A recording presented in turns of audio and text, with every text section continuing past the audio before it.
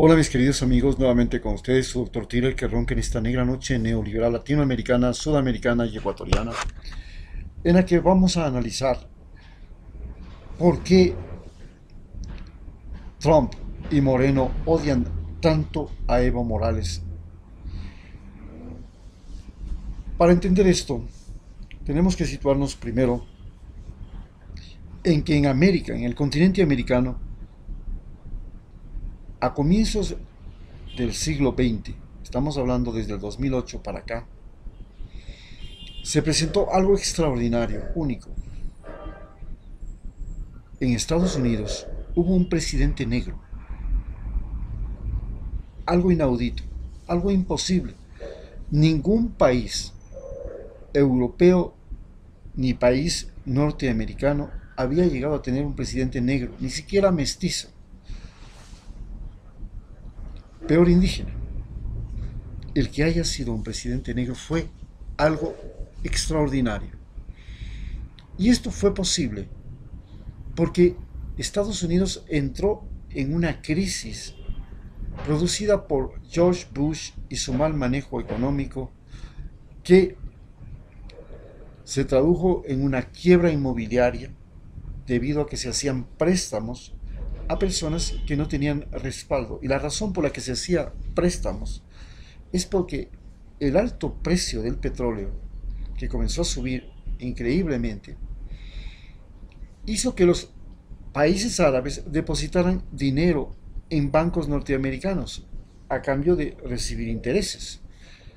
Y los bancos norteamericanos no sabían a quién prestar dinero para poder ganar intereses y pagar a los depositantes, que eran estos países árabes que estaban cobrando y ganando extraordinarias cantidades de dinero porque el petróleo subió prácticamente a $100. Estamos hablando que esto sucedía a la altura del año 2006, 2007.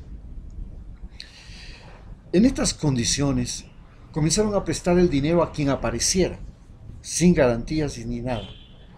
Y el dinero no fue usado, no fue invertido, se invirtió básicamente en bienes inmuebles. La gente le prestaban para bienes inmuebles porque había el concepto de que los bienes inmuebles eran la única cosa en la economía que nunca perdía de valor. Entonces, los norteamericanos se endeudan y resulta que no pueden pagar. Y en un momento determinado, todo el mercado estaba inundado de una sobreoferta de bienes al remate de pacientes que no habían podido, de clientes que no habían podido pagar las cuotas correspondientes. Los precios de los muebles e inmuebles cayeron brutalmente. Y esto significó que quebraran todas estas financieras inmobiliarias, y la quiebra se propagó también para Europa, generándose una ola de depresión económica de la cual Obama le saca de manera extraordinaria. ¿Cómo le saca? Haciendo lo que nunca se podía haber permitido en el capitalismo, que era el Estado norteamericano prácticamente compra los bancos y compra la deuda de la gente. Y los bancos norteamericanos prácticamente pasan a ser bancos estatales, algo inaudito. Lo mismo pasa con el Barclays Bank en Inglaterra, con el Ambro Bank de Holanda y con los bancos más poderosos de Europa. Los estados asumen, porque si quebraban los bancos había una reacción en cadena. Estos grandes bancos, a su vez, eran los garantes de las tarjetas de crédito. Si quebraban los grandes bancos, todo el dinero de tarjetas de crédito, el dinero digital que se llama, no tenía sustento y se producía una gran quiebra de las tarjetas de crédito en el mundo. Y esto hubiera sido peor. Esta es la situación de la que saca Obama, un presidente negro, que era absolutamente inaudito. y que fuera inteligente y que fuera capaz. Pero además, Obama crea un sistema de seguridad social en los Estados Unidos que se llama Obamacare, y adicionalmente saca a los presos injustamente detenidos en Guantánamo y les busca países donde pueden ir a vivir. Por ejemplo, les manda a algunos a Uruguay, que en ese momento estaba manejado por Mujica, y lo recibe. De la misma forma, Obama apoya de manera indirecta la paz en Colombia y firma un acuerdo para comenzar el desbloqueo de Cuba, algo absolutamente inaudito. Pero Obama se convierte en el aborrecido del pueblo norteamericano blanco, y el pueblo norteamericano blanco reacciona al gobierno de un negro nombrando a un extremadamente racista, derechista, blanco, petulante, de la misma, un neonazi disfrazado, un Ku Klux Klan disfrazado, un supremacista blanco que comienza a proponer una guerra étnica y una guerra racial, primero contra los árabes y segundo contra los latinoamericanos, empezando por la construcción de un muro entre México y Estados Unidos, que él asegura será pagado por el gobierno mexicano. Esto es lo que produce una gran diferencia entre Obama y al actual presidente Donald Trump.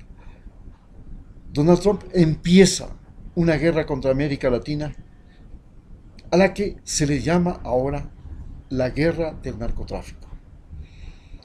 Esta guerra del narcotráfico comienza señalando que los latinoamericanos son pícaros, narcotraficantes, violadores, ladrones, y por eso se hace necesario un muro. Luego hace un ataque contra Venezuela, le hace un bloqueo. Continúa con un bloqueo a Cuba. Sigue con un ataque contra Nicaragua. Logra que Lenín Moreno traicione a Rafael Correa y que le dé el comando del ejército y 2 bases militares. Consigue que Uribe vuelva a hacer poder a través de un lacayo de él en Colombia. Consigue que Piñeras retorne a ser presidente en Chile. Implanta a Bolsonaro y a Macri en Argentina y Brasil. Le quedaba prácticamente un país pendiente. Este era Bolivia y este era Evo Morales. Pero Evo Morales tenía 3 cosas que ofendían en todos los aspectos a Donald Trump. El primero,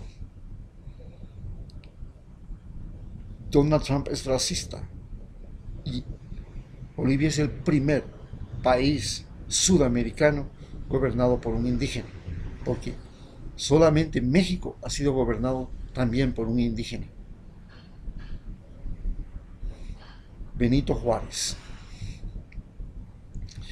Y esto era intolerable para un racista. Que gobierne un negro, bueno, que gobierne las Antillas, que gobierne esas islas, que gobierne Haití, ahí no hay problema. Pero que en un país donde nunca han gobernado los indios en Sudamérica, venga un indio a gobernar, eso es grave. Pero lo más grave de todo es que ese indio era cocalero. Y eso era la razón suficiente, porque la gran excusa para reinsertar al ejército norteamericano en Sudamérica, empezando por Ecuador, era la lucha antidrogas, la lucha contra la cocaína, la lucha contra las plantaciones de coca. Y que un país haya legalizado la coca, las plantaciones de coca, y que haya un indígena cocalero en ese país, era la razón más importante para destituirlo y despedazarlo. Más aún, cuando Bolivia llega a ser parte de dirigir el Consejo de Seguridad de las Naciones Unidas hace pocos meses, y Evo Morales le señala con el índice a Donald Trump como un agresor internacional. Prácticamente lo determina como un peligro para la humanidad, a su país, por su afán expansionista e imperialista, y lo señala como un país imperialista. Esto ofende de manera desmedida a Donald Trump, que comienza a fraguar con un militar de apellido Calimán, que fue agregado militar en Washington durante el gobierno de Evo Morales, durante 3 años, y le endulzan las orejas, igual que le endulzaron las orejas a Lenín Moreno cuando fue a trabajar en Suiza, igual que le endulzaron las orejas a María Fernanda Espinosa, la ministra de Defensa del Ecuador, cuando ella dejó de ser ministra de Defensa del Ecuador, fue a trabajar en la ONU, en Nueva York, y antes. Entonces comenzaron a endulzarle las orejas. Esta historia de endulzar las orejas no es nueva. En la época de Eloy Alfaro, el embajador de Leonidas Plaza en Estados Unidos era el dueño del diario El Comercio. Y el dueño del diario El Comercio vino a Ecuador, hizo una campaña mediática, y el diario El Comercio fue el que empujó a toda la población de Quito para quemar a Eloy Alfaro. Es así como no es que hubo el intento de Evo Morales de prolongarse indefinidamente en el mandato de Bolivia como la causa fundamental. La causa fundamental para destituirle a Evo Morales era el que fuera cocalero, el que produjera coca, porque la guerra que libra Estados Unidos, y que la vamos a analizar más tarde, es la guerra de la coca. Y eso es lo que le ha permitido a Estados Unidos colocar a Bolsonaro, Moreno, Macri, Piñeras, ahora a Guaidó en Venezuela, y ahora a una presidente también autonombrada, también en Bolivia. Esto es lo fundamental que hay que entender. Y, por supuesto, América Latina, cuando estaba con Chávez, con Evo Morales, con Rafael Correa, con Mujica, con los Kirchner, crearon algo que era absolutamente intolerable para Estados Unidos. Querían crear el Consejo Sudamericano de Defensa, y lo crearon, al Consejo Sudamericano de Defensa, que era un sistema de defensa como la OTAN, en que los países sudamericanos no pedirían ninguna tutoría a Estados Unidos, y los ejércitos de Sudamérica se iban a independizar de Estados Unidos. Eso era absolutamente inaceptable para Donald Trump, y para la CIA, y para el Pentágono, y para la DEA, y para el Departamento de Estado, y para USAID. ¿Por qué?